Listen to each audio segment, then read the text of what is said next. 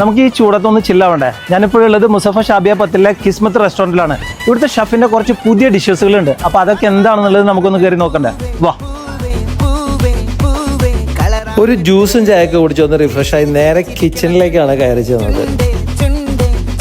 Chef ജിൽരാജിൻ്റെ എന്തൊക്കെയാണ് special ഐറ്റംസുകൾ എന്നുള്ളത് നമുക്കൊന്ന് കണ്ടു നോക്കാം.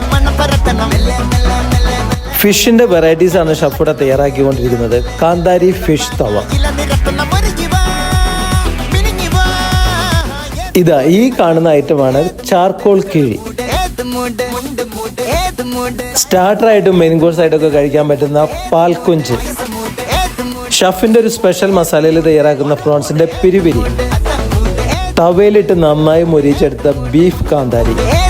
4-5 പേരൊക്കെ ഒന്നിച്ചു പോവുകയാണെങ്കിൽ ചട്ടി ചാർക്കോൾ നല്ലൊരു ഓപ്ഷനാണ്. ഫിഷ് ലവേഴ്സിന് ഇത് നല്ലൊരു കോംബോ. ഒരു ഫുൾ ഷേരിയും അതിലൊപ്പം 2 ചപ്പാത്തിയും കറിയും സാലഡും കൂടി 15 dirhams ഉള്ളൂ.